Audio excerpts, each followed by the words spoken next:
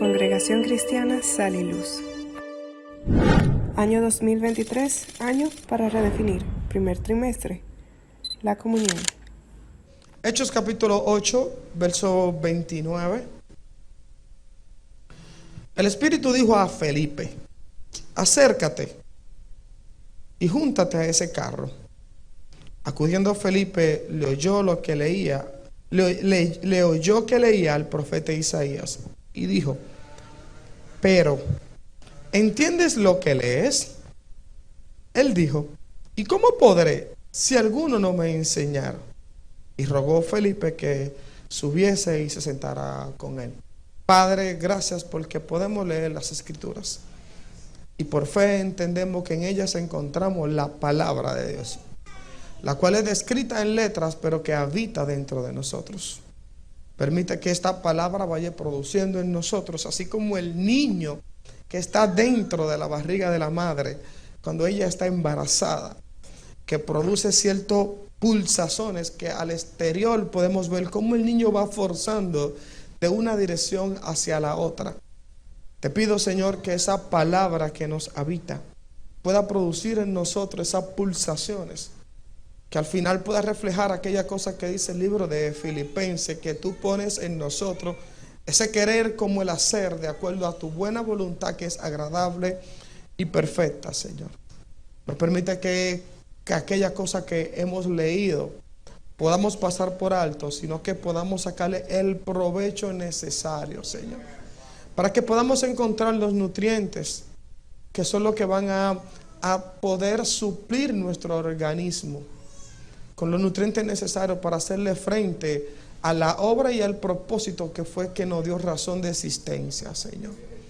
Padre, en el nombre de Cristo, amén y amén. Pueden sentarse.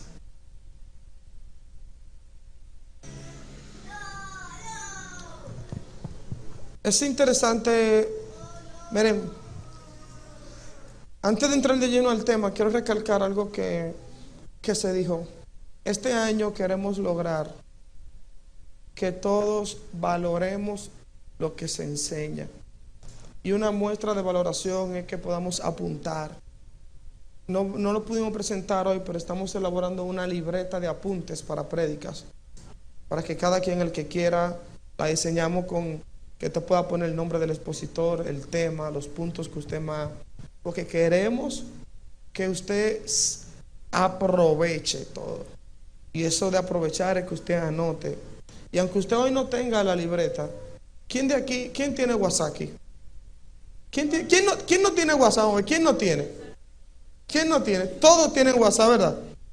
Eso quiere decir que todos están ejercitados en escribir, ¿verdad? ¿Verdad? Entonces eso quiere decir que no hay excusa, ¿verdad? Así que es importante que, miren, la primera palabra son 52. Ya definimos la primera. Tenemos recursos gráficos también. Lo vamos a mandar por los grupos, lo vamos a exponer en las redes sociales para que no haya excusa. Para que no haya excusa, necesitamos que todos estos términos, así como Pablo dice en el libro de Gálatas, en un momento Pablo, podemos decir que se encojonó, ¿verdad? Pablo, yo creo que uno de los apóstoles que más expresión de incomodidad expresó fue Pablo. Pero esa expresión de incomodidad él la expresa producto del peso que él entendía que reflejaba lo que era la verdad para él. Y como para él entendía que pesaba de manera algo mucho, pesaba, entonces él por el valor que él entendía que tenía, entonces por eso se enojaba. E igual que el padre, el niño te rompe un vidrio, te rompe, por ejemplo, estas damas a veces que tienen estos jarrones decorativos que cuestan algunos simplemente, pero otros tienen un valor como emocional. Esto me lo regaló mi abuela. Y el niño va y le hace así, ¡pa!, te lo rompe. Y el niño ríe. Y la madre, si hay una de las gentes, señores, es una de las personas que más cuando alguien mata, homicidio, que más homicidios han cometido son las madres. Lo único que no llegan a concretizarlo, porque son muchas las veces que han querido como agarrar ese muchachito. Y el sobrino, ¿cuántas veces? El sobrino sí podemos decir que. Entonces cuando vemos que cuando vemos que el niño, por no entender el valor de lo que rompe, como que lo cualquieriza, entonces el padre termina como enojándose. Entonces yo entiendo que una de las expresiones de por qué Pablo termina a veces expresando tanto enojo, en un momento Pablo incómodo, dice al libro de los Gálatas, a las personas de Gálatas, dice: yo quisiera estar presente para bajar un poco de tono. Alguien escribiendo está diciendo que tiene el tono alto. ¿Usted se imagina cómo hubiese sido él en persona? Dice: yo quisiera estar presente para bajar un poco el tono. Sin embargo, Pablo, después que narra todo en el libro de Gálatas, él termina en el capítulo 6 diciendo: de aquí en adelante, enojado, dice, de aquí en adelante que nadie me cause molestia. Pero luego que él dice que me causa molestia, él dice el por qué. Él dice: porque llevo en mi cuerpo la marca del sufrimiento de Cristo. Entonces la palabra marca, la hemos dicho, pero quiero volver a repetirla. Es una palabra griega que quiere decir estigma. Esta palabra estigma no es cuando a ti te marcan con un lapicero, porque cualquiera de nosotros puede tener una marca con un lapicero, sino que el contexto histórico de la palabra marca hace alusión a cuando el animal era marcado con un hierro, pero este hierro era caliente. Y el animal, cuando le ponían este hierro, la imagen del hierro salía. Pero esta imagen no salía porque el hierro traía tinta, sino porque la piel tomaba la forma de la marca. Entonces, estas palabras que nosotros vamos a ir definiendo domingo tras domingo, es necesario que vayan impregnándose en lo que nosotros somos, para que vayamos tomando la forma que nos va a ir diciendo y nos vaya adecuando de acuerdo a la obra de Cristo que se va realizando de manera individual en cada uno de nosotros. No queremos, señores, hay una corriente filosófica llamada gnosticismo, que es cuando se hace una idolatría al conocimiento, que es cuando se entiende que por medio del conocimiento la gente va a alcanzar a Dios, y que aquellos que poseen el conocimiento son aquellos los encumbrados que pueden dirigir. No queremos llenarlo de información a ustedes para que no terminemos practicando una corriente filosófica la cual entendemos que es incorrecta. No, lo que queremos es que cada concepto, como va marcando una dirección de acuerdo a la naturaleza que en Cristo nosotros habitamos, es necesario que usted vaya incorporando esas palabras, para que estas palabras, luego que se incorporan, van produciendo una forma en nosotros, y esa forma luego va produciendo una transformación. Y sabemos que en el proceso van a haber palabras que, de acuerdo a lo que nosotros somos, algunos va a ser más fácil, otros va a ser más difícil. Pero esta forma yo la comparo con lo siguiente: como cuando alguien talla. Ustedes saben que hay gente que tallan en hielo, otros tallan en madera, otros tallan en hierro, otros tallan en cemento. Sabemos que son diferentes materiales. El hielo, quizá el nivel de sensibilidad para tallar la imagen es suave, y fácilmente hay que regular, a la persona hay que enseñarlo a que tenga sensibilidad, porque puede desbaratar fácilmente el hielo. Pero hay un segundo que es la madera. Es un poco más rústico, por lo tanto hay que darle un poco más duro. Hay otro también que es el cemento. Hay gente que talla en el cemento, que talla luego que el cemento está no líquido. Y otro, el hierro. El hierro hay que darle, ¿cómo hay que darle el hierro? Hay que darle duro. Por lo tanto, yo quiero que usted empiece a identificar estas palabras, cómo van formando parte de usted, a qué tipo de material usted es. Si usted es hielo, si usted es madera, si usted es cemento o si usted es hierro.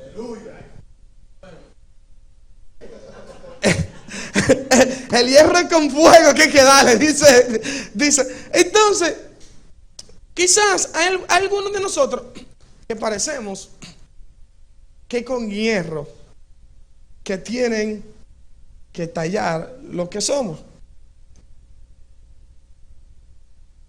Entonces, volviendo al punto, empecé al principio leyendo en el libro de los Hechos. ¿Por qué yo empiezo leyendo esto? Pareciera que no tiene ningún sentido, y es que he estado meditando esta semana en algunas cosas que me tienen un poco preocupado. Primero es que tenemos un gran desafío como iglesia, y no como iglesia local, sino como la iglesia que nace producto de lo que es el cuerpo de Cristo, donde Cristo es la cabeza.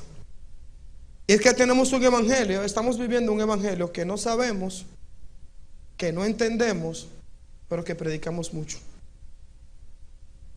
Y yo he estado meditando esto esta semana y estoy muy preocupado, porque estamos viendo que hay personas que se están congregando más por el miedo de ir al infierno que por un disfrute de lo que es la verdad. Entonces, ¿cómo nosotros vamos a pasar del entendimiento de lo que es esta verdad para que pueda producirse en nosotros ese disfrute, ese deleite, esa plenitud de lo que produce la vida de Cristo, y no por el miedo?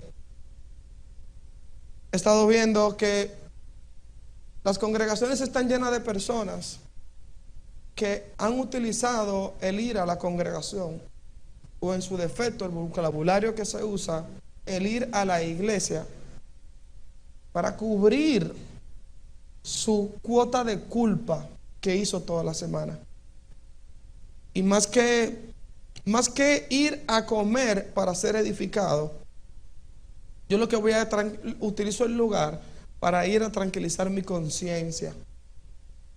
Y por eso vemos que mucha gente viene a la iglesia porque dicen: yo tengo mucho que no voy, pero no es porque le hace falta la comida, sino porque tienen la conciencia intranquila y están buscando cómo es que yo esta conciencia la voy a calmar. Entonces, eso nos ha llevado a nosotros a ver a muchas personas que tú lo ves haciendo cosas que no entienden, creyendo cosas que no pueden explicarlo. Y algunos encumbrados terminan teniendo un poco más de valor y terminan repitiendo las cosas. Y esa repetición de cosas nos está llevando a nosotros a que tengamos gente que no saben ni hacia dónde van ni de dónde vienen, son como el viento. Y hay varias cosas que nosotros compartimos de lo que es Dios, pero dentro de esas cosas que compartimos hay cosas que Dios tiene que depositarnos a nosotros, pero hay otras que nosotros queremos imitarla. Y una es eso, cuando la Biblia menciona acerca del Espíritu, que dice que nadie sabe ni de dónde viene ni hacia dónde va, como el viento. Entonces a veces nosotros queremos ser también como el viento, que nadie sabe ni para dónde tú vas ni de dónde vienes, no te importa nada. Entonces nosotros muchas veces queremos ser como ese viento, muchas veces. Y por eso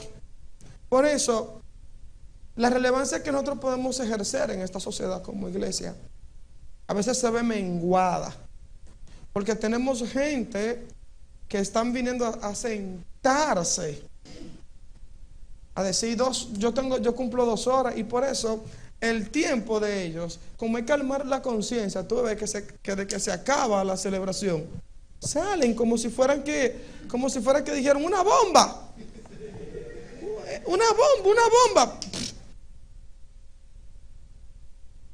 Entonces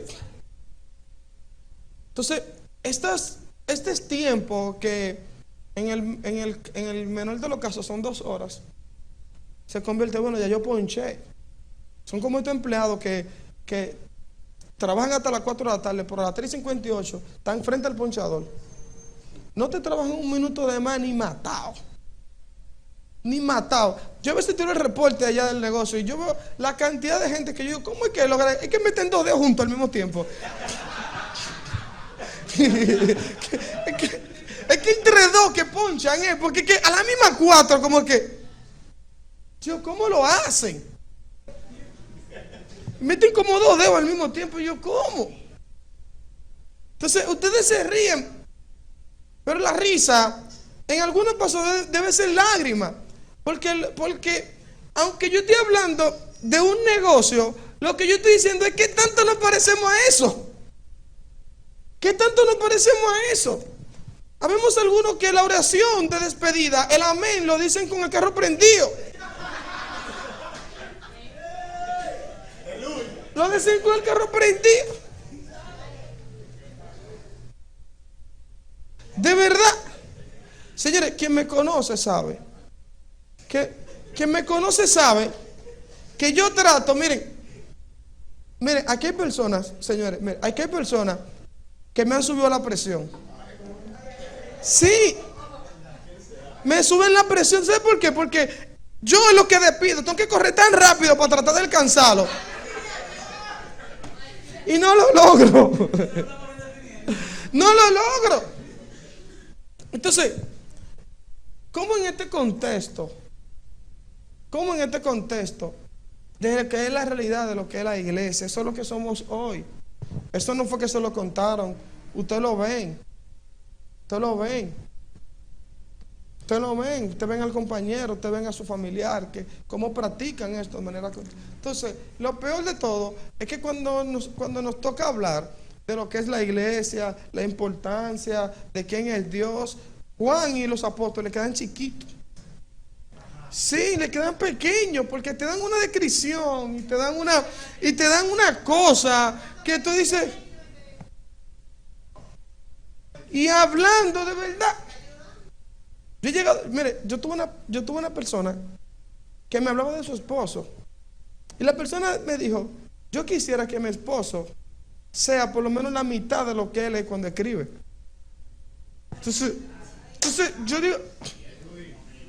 yo digo, bueno, lo estoy salvando porque no estoy diciendo el nombre. Pero hay cosas, señores, que nos producen risa. Pero es como leer el diagnóstico de cuando a ti te sacan sangre. Tú no quieres leer que tiene el azúcar alta, pero la tiene. Tú no quieres leer que tiene los triglicéridos altos, pero lo tiene. Tú no quieres leer que tú estás enfermo, pero tú lo tienes. Tiene el colesterol alto. ¿Qué decírtelo? Porque cambia la forma en que comes. Entonces tengo que decirte que que no te está importando esto. Entonces, como no te está importando esta realidad como iglesia, es la que se antepone ante nosotros poder empezar a redefinir cualquier cosa. Porque no podemos empezar a echar, señores, lo que es el fundamento de lo que es la edificación basado en un hueco roto. Miren, esa pared nosotros la destruimos ayer.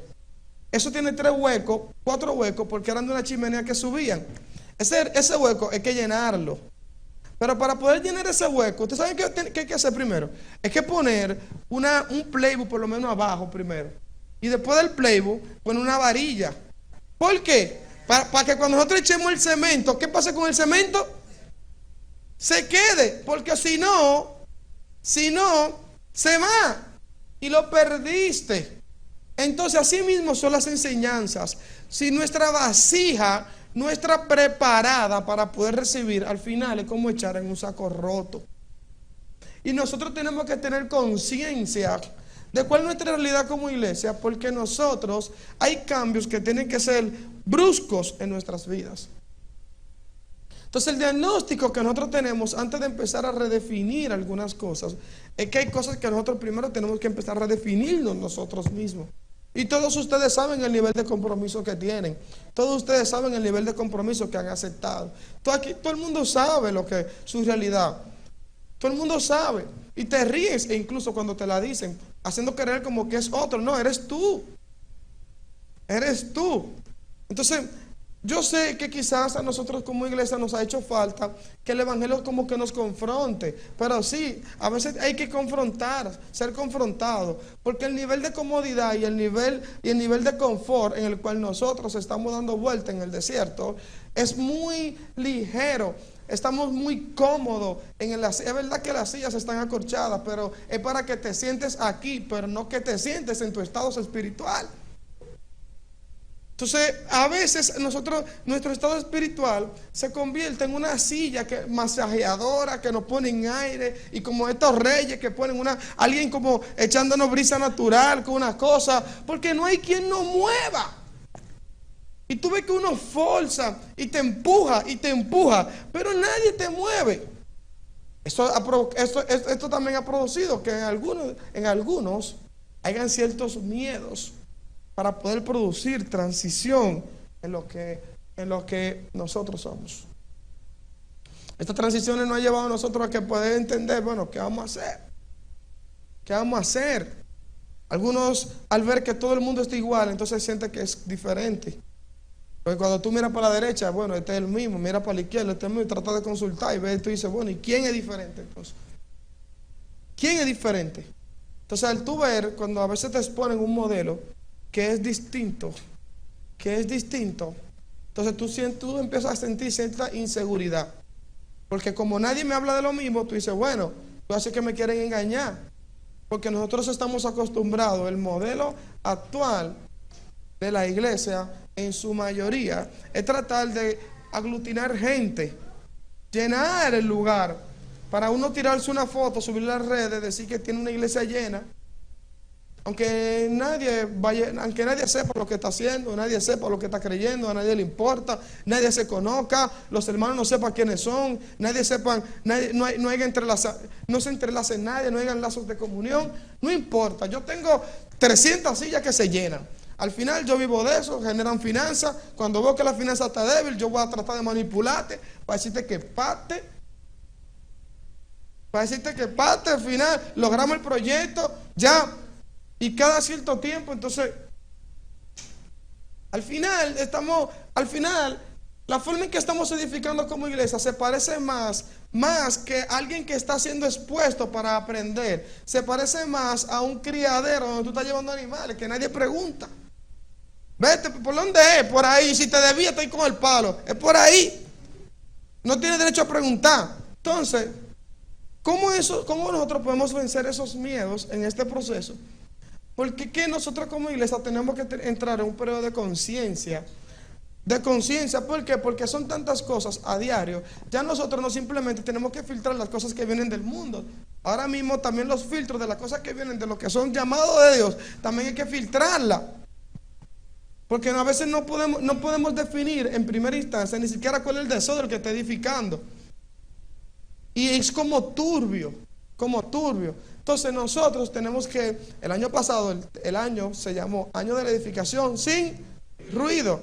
Entonces, muchos de nosotros el nivel de ruido que estamos generando es muy alto. Es muy alto, la forma en que edificamos es muy alto. Y el ruido se equivale a que todas las cosas creadas aquí en la tierra, cuando son expuestas a la luz, genera sombra. Lo único que no genera sombra es la luz. Entonces el ruido equivale a sombra. Generamos mucha sombra, mucho ruido, mucha oscuridad. No sabemos definir qué tú eres. La gente se está haciendo difícil, señores, poder identificar qué tú eres. La gente se está haciendo difícil poder identificar. ¿Alguien te identifica rápido si tú eres hombre o mujer? Actualmente, bueno, en algunos casos. En algunos casos pasan algo. Sí habla. Sí.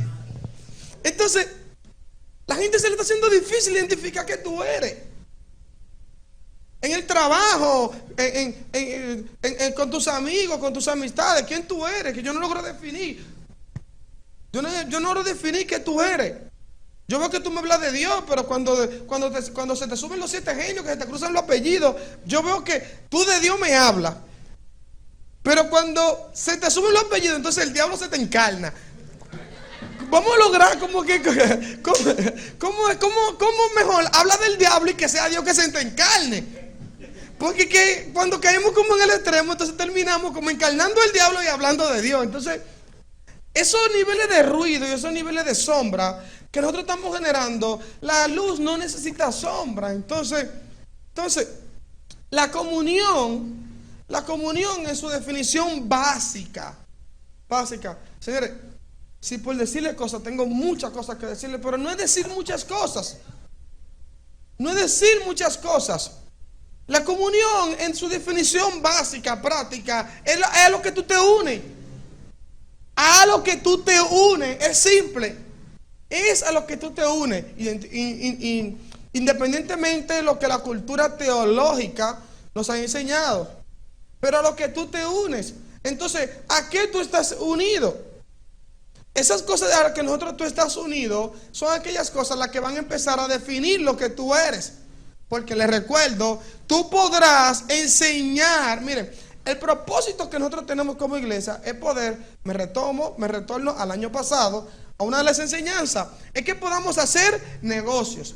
El negocio de la iglesia, ¿en qué consiste? En nosotros poder pasar a la gente de muerte a vida. Entonces, ¿cómo nosotros pasamos la muerte a vida? Es cuando nosotros podemos impartir, transferir lo que nosotros somos. Por eso, la gente pasa de muerte a vida, es por transferencia. Pero la transferencia es por medio de lo que es la impartición. Por eso, tú puedes enseñar de lo que sabes, pero para pasar de muerte a vida, tienes que impartir de lo que eres. Entonces, si tú lo que eres es oscuridad, aunque tu boca diga luz, tú estás impartiendo oscuridad. Por eso es posible que muchos de ustedes tengan, miren, hay gente que tienen dos negocios. Hay gente que tienen dos negocios. Hay uno que está quebrado y hay otro que está muy próspero. La pregunta es, si hacer negocio en Cristo es pasar la gente de muerte a vida, mi pregunta es, de los dos negocios que tú tienes, ¿cuál está siendo próspero? Si tú no le estás logrando que la gente pase de muerte a vida, posiblemente quebró ese. Pero tú eres un empresario próspero. Si quebraste en ese, ¿por qué estás siendo próspero en otro? ¿En cuál? ¿En cuál? ¿En cuál? Entonces, nosotros tenemos que tener mucho cuidado. ¿Por qué? Porque la comunión, en sentido básico, lo más simple, podemos hablar de griego, hebreo, podemos decir todas las veces que aparece, todo lo que usted quiera añadirle. Sea feliz. Pero en sentido básico, es a lo que tú te unes. Es lo que tú te unes. Entonces, eso que tú te unes viene a ejercer en ti un gobierno. Y el gobierno, en la forma en que él viene a ejercer sobre ti, es porque él te hace esclavo. Y la característica principal de un esclavo, ¿saben cuál es? ¿Cuál es la principal característica de un esclavo, señores? ¿Cuál es? ¿Saben cuál es? Que el esclavo pierde una sola cosa. La libertad, puede ser. Y es así, pero hay una palabra que me gusta más. Y es que él pierde su voluntad. Lo que tú eres esclavo de tu voluntad. Y tu voluntad ahora, ¿saben quién es? ¿De quién es la voluntad? De su amo. Y su amo es quien lo gobierna. Entonces, como su voluntad la decide quien lo gobierna, lo que él hace no es producto de lo que él a veces quiere, sino de aquella cosa al cual él le cedió el gobierno. Entonces, la comunión viene a producir una entrega de gobierno. Entonces, a lo que tú te unes, a lo que tú decidiste hacer comunión, es aquella cosa que tú estás decidiendo ahora mismo que sea, que ejerza el gobierno sobre tu vida. Pero hay una disuasión en estas cosas. Porque muchas veces nosotros decimos que le entregamos el gobierno con la boca, pero con nuestras acciones somos incoherentes.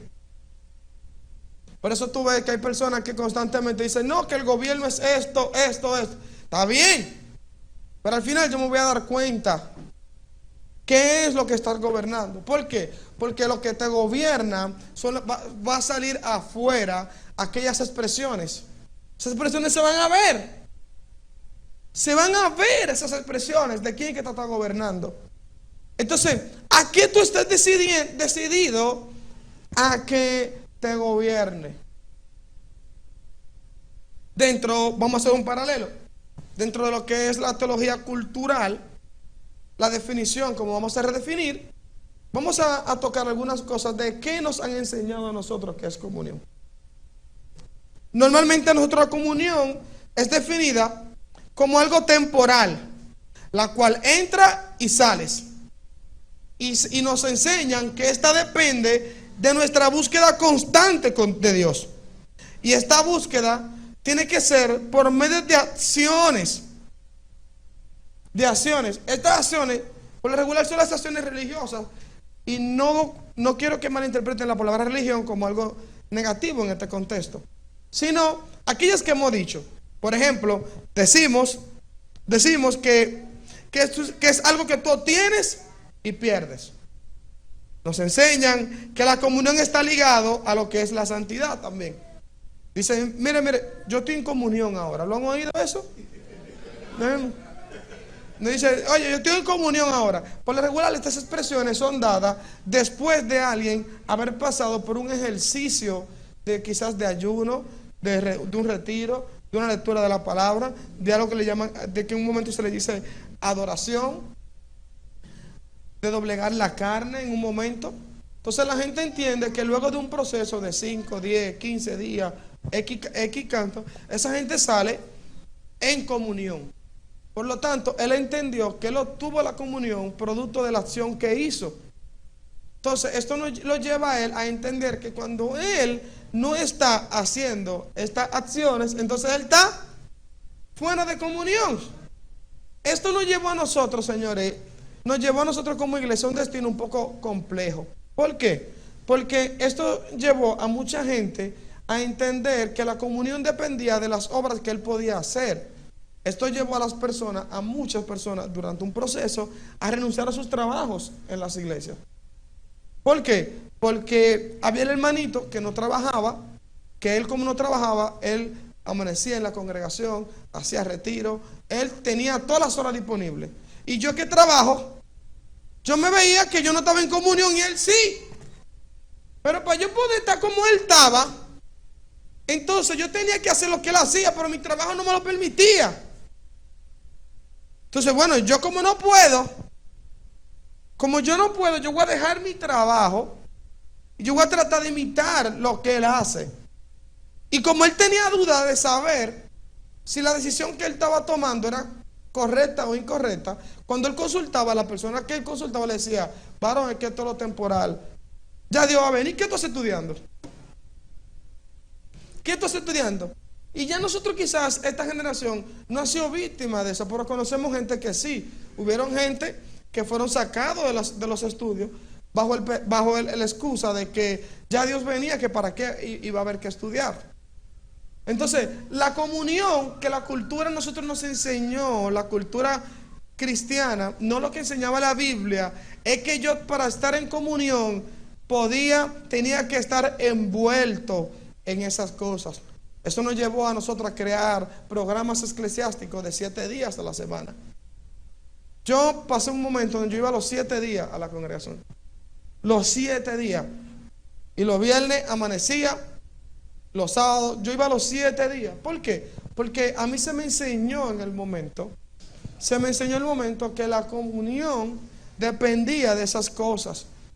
Y eso me llevó a mí a lograr muchas cosas que Pablo dice en Colosenses 2, que con respeto para el duro trato al cuerpo, es beneficioso el duro trato. Pero luego me enteré, miren qué cosa más interesante. Luego de yo congregamos los 7 días de la semana, durar años en eso. Luego leo la Biblia. Yo primero debí leerlo y después hacerlo, ¿verdad? Lo más lógico, pero yo leí. Es como quien dice que tú estás buscando un tesoro. Y tú has gastado toda la gasolina. Y cuando no tienes cuarto, dice, pero déjame buscar el mapa. Y te das cuenta. Entonces, cuando yo digo, dame leer la Biblia, yo me topo que dice que esas cosas eran beneficiosas para en el duro trato al cuerpo. Colosenses 2:16. Pero dice, pero que nada beneficiaba los apetitos de la carne, no hacía nada. Entonces, ¿cómo nosotros, definiendo lo que es la comunión, cómo nosotros no tenemos que cuidarnos de no vernos envueltos en hacer cosas que no funcionan? Que no funcionan, no sirven. Y yo sé que algunos bajo la excusa de que hay cosas que ni salvan ni condenan. No, espérate, eso hay que tener mucho cuidado, porque es cierto que hay cosas que ni salvan ni condenan, pero te cansan te cansan, te drenan, te quitan la energía, te quitan los recursos. Y lo peor, la madre de los desgastes, la madre de las renuncias y de las personas que dejan las congregaciones, son aquellas personas que se cansaron de hacer cosas que ni salvan ni condenan. Se cansaron porque vieron que visitaban la congregación todos los días, vieron que ayunaban, vieron, entonces eso no me funcionó. Y no es que esto no es necesario. Por eso lo vamos a redefinir. Estas cosas son necesarias, pero estas cosas es como echar el concreto en el hueco. Si no pone la madera, ¿qué va a pasar? Lo va a botar. Yo le ponía un ejemplo a los muchachos el jueves y yo le decía, miren, esta es la mejor forma de que usted pueda entender de manera práctica con un ejemplo. Yo tengo esto. Supongamos que esto es una botella de sangre. Una botella de sangre. Esta botella se necesita en Santiago. Hay 5 métodos para llegarlo. Puedes irte a pie, puedes irte en un motor, puedes irte en una guagua pública, puedes irte en un carro, en una ambulancia o en un helicóptero. Mencioné 5 o 6. El método que tú vas a utilizar va a depender de acuerdo a la urgencia, una, y de los recursos que tú tengas. 2. El punto de estas cosas, ¿saben qué es? ¿Qué es que lleva Santiago? La sangre. Entonces, parte de lo que produjo esto en nosotros es que vimos gente, de acuerdo a los recursos que tenían, llegando a Santiago en ambulancia, en helicóptero, en carro, pero llegaron sin la sangre, porque entendieron que el método era lo importante y no el paquete que tenían que cargar. Entonces llegaron con la mano vacía. Entonces esto es un asunto de vida. Vamos a utilizar los métodos, vamos a orar, vamos a ayunar, vamos a adorar, vamos a leer la Biblia. Sí, pero primero esto es un asunto de vida. Mientras tú no pases y no cambies tu estatus de muerte a vida, y que no entienda que esta vida tiene que ir en crecimiento y que esto es un asunto de que Cristo vaya formándose en ti, tú vas a estar buscando los métodos y vas a llegar a Santiago sin la vida y te van a preguntar y tú vas a decir, llegué primero que tú, que llegaste en un helicóptero, llegué de una vez, pero allá se van a juntar todos, el que llegó en el helicóptero con el que llegó en el vehículo, en la ambulancia, porque todo el que entendió que el asunto era de método y no un asunto de vida, coincide en que llegó con la mano vacía. Entonces, la redefinición de la comunión, por mucho tiempo nos enseñaron a nosotros que el método era lo importante. Que el método era lo importante. Y no es que usted no va a ayunar, no es que usted no va a orar, no es que usted no va a adorar, no es que usted no va a leer la Biblia. Todo eso es necesario. Pero aquellas personas, miren, por más que usted quiera, a una gente que le falte un brazo, tú no puedes enseñarle a hacer tríceps, por ejemplo, tríceps o bíceps. Tú no puedes. Tú no puedes. ¿Por qué? Porque es que necesita el brazo para poder hacerlo. A una gente que está inválido de los pies, tú no puedes enseñarlo a correr. No puedes enseñarlo a hacer ejercicio de pierna. No puedes enseñarlo a que sea rápido. Porque él no tiene los pies. Entonces nosotros pusimos gente a ayunar, a orar, a hacer retiro, cuando estas personas estaban muertas y no habían pasado de muerte a vida. Y la gente aprendió el método y aprendió correctamente el proceso y aprendió exactamente cómo se hace. Cualquier gente te agarra y te dice, mira, ¿tú quieres buscar a Dios? Te lo dice. Tú tienes que métete con Dios. Cualquier impío, hijo del diablo, te lo dice. Cualquiera te dice, para tú buscar a Dios, oye, métete 3 días, busca una habitación en tu casa, métete en ayuno por 3 días, lee. ¿Y qué música oigo? No, busca música de las que son de adoración, porque las de reggae no funcionan para eso. Y hemos diseñado del evangelio que en vez de hacer un asunto de vida, lo hemos convertido en una pócima. donde tenemos que echarle 2 pesos de esto, 3 pesos de esto, mézclalo y lo va a conseguir. Y lo va a conseguir. Entonces hemos convertido el evangelio en una serie de recetas. De recetas. ¿Cómo tú tienes? ¿Cómo tú quieres? Yo necesito que el bautismo del Espíritu Santo. Métete con Dios en búsqueda. Yo fui a un retiro que se llamaba Empoderamiento cuando yo pertenecía a Castillo del Rey, que eran 3 días de ayuno, buscando eso que me decían que tenía que buscar. Y yo me acuerdo que varios años consecutivos, y yo decía, y yo no me voy de aquí hasta que eso no suceda. Y hoy yo amanezco en el piso, porque entendía que el método era el punto. Y más que una entrega de devoción a Dios, se convertía en una huelga para conseguir un objetivo propio. Y eso, más que construir una vida que exprese a Dios, construye un ego de que alguien crea que por lo que tú hiciste.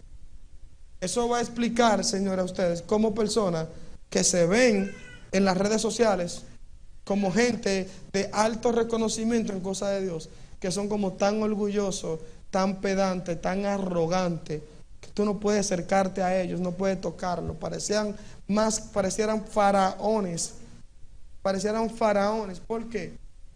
Porque ellos se hicieron maestros de los métodos, por incompetentes de la vida. Porque de métodos saben todo. Todos los métodos se lo saben de memoria. Todos los métodos se lo saben de memoria. Entonces la definición de comunión fue definida, para cerrar aquí, como algo que salíamos y entrábamos, como algo que sostenía por medio de métodos, y como algo que lo perdía cuando dejaba el método.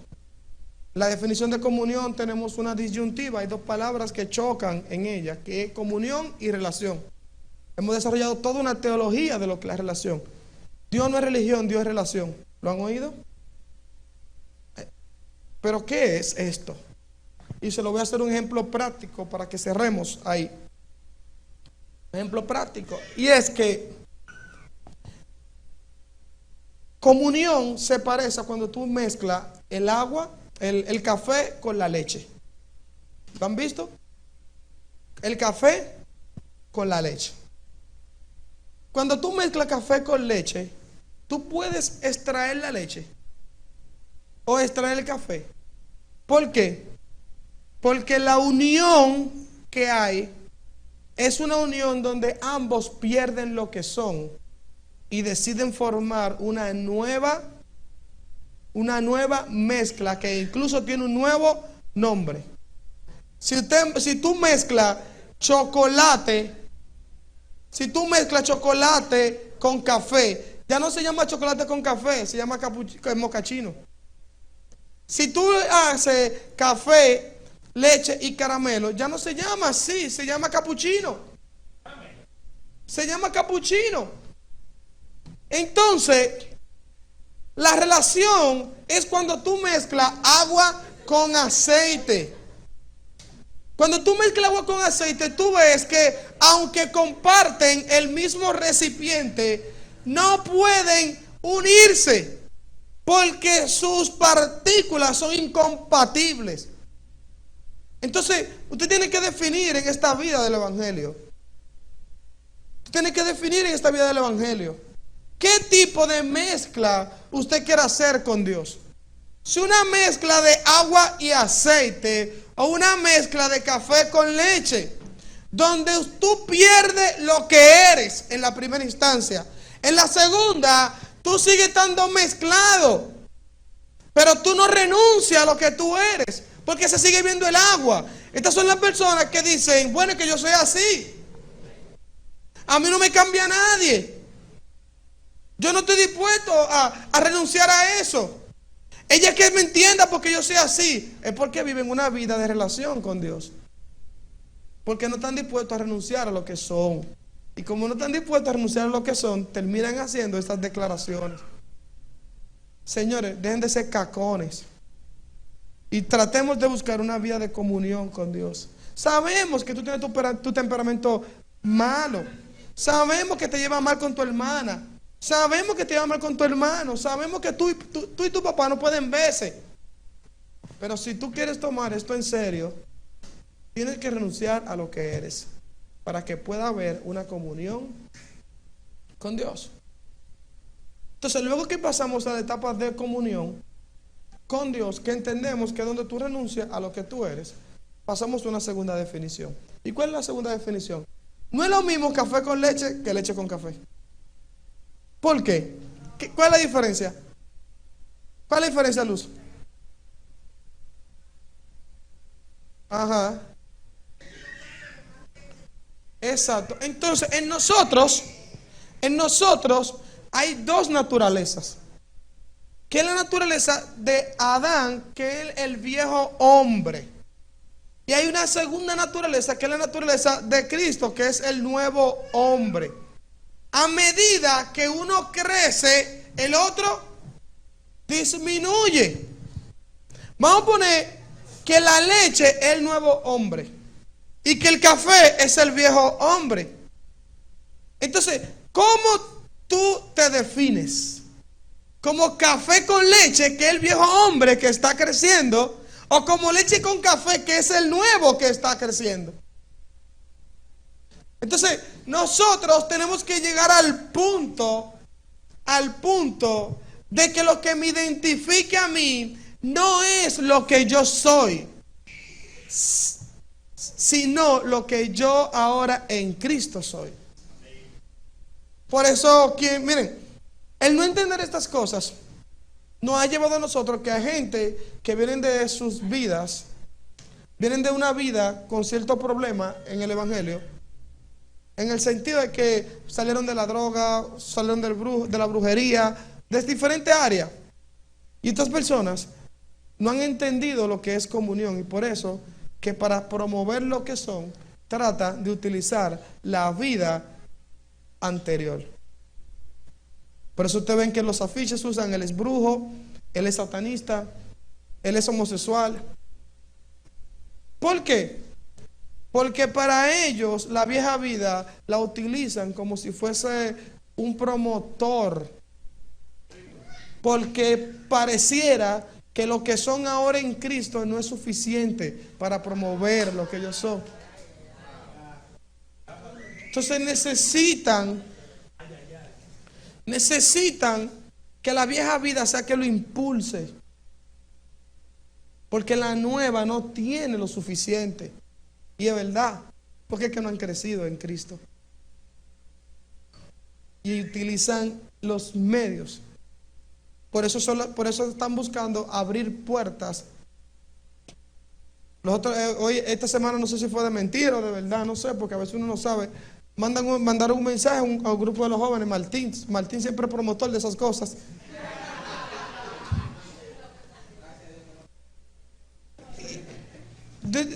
Que me manda a decir: dile a tu pastor que me invite a predicar para allá, que yo estoy disponible, que voy a ver lo que es la mano de Dios.